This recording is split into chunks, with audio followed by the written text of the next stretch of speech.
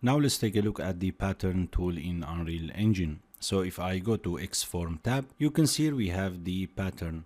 But first of all, we need to create a mesh. So let's go ahead and create a cylinder and hit accept. And now if I go to Xform and click on the pattern, as you see, we have a pattern of a cylinder. And let's go ahead and reset the shape because I changed that before I record the lesson. So the first one, we have the line. Basically, we'll align the pattern in a line. And you can see we have a red icon. You can click on that and drag it to spread them more, or you can use the extend property to extend that. And here we have the count. You can increase the count. And under the direction, we have the alignment. For example, I want to align it, let's say on Y. I need to change that to Y. And the same is for Z.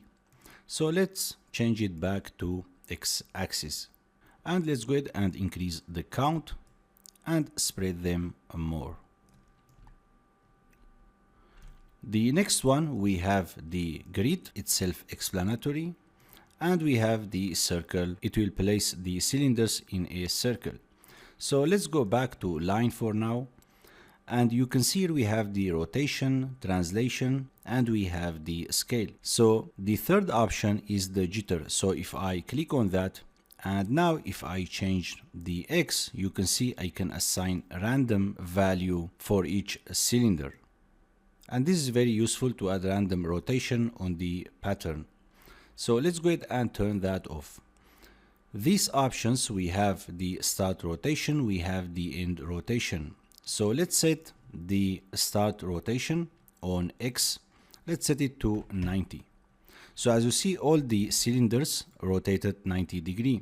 But if I go to end rotation, and because it's 0, so you can see the end of the pattern is 0.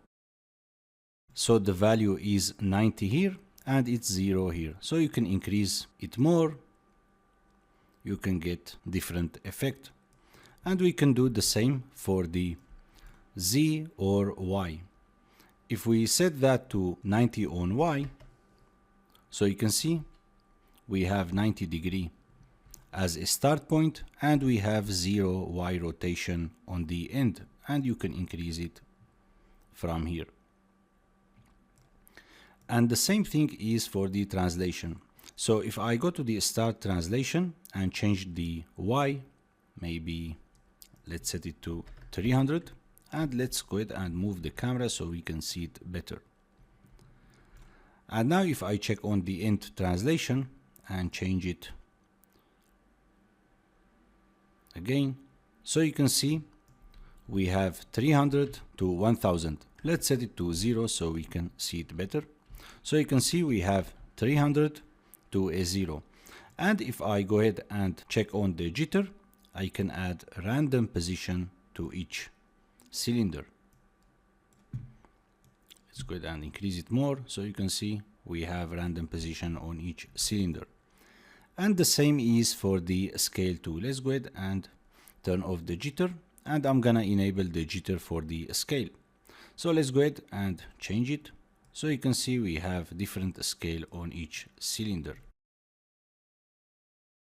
And if I go ahead and set the start maybe to 4, maybe it's too much, and let's set the in the scale to 0.5, so you can see we have the start as 3 and the end as 0.5.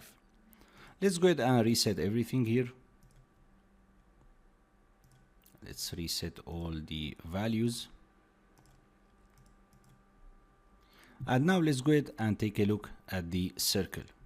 So as you see, the pattern is aligned in a circle, and we can increase the count, we can increase the radius, and we have the start angle, and we have the end angle too.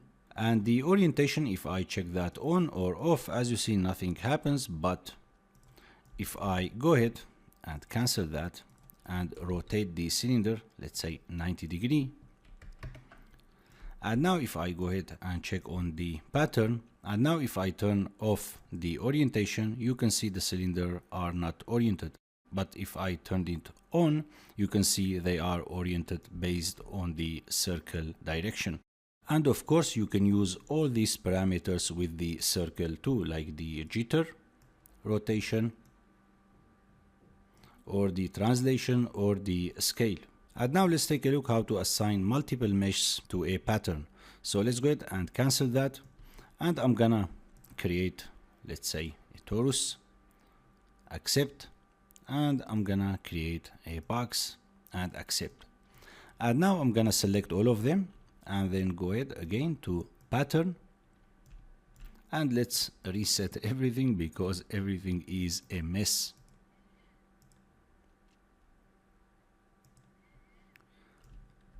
So you can see we have multiple meshes, and if I come over here, you can see we have randomly pick elements. This will randomly pick them. And here we have use relative transforms. So if I check that on, you can see they are aligned on a one line. And if I change that to a circle, you can see they are aligned in a circle. Let's go ahead and reset the circle too. And let's increase the radius. And I can increase the count. And now we can add random rotation to each one. And so on. We can add random scale.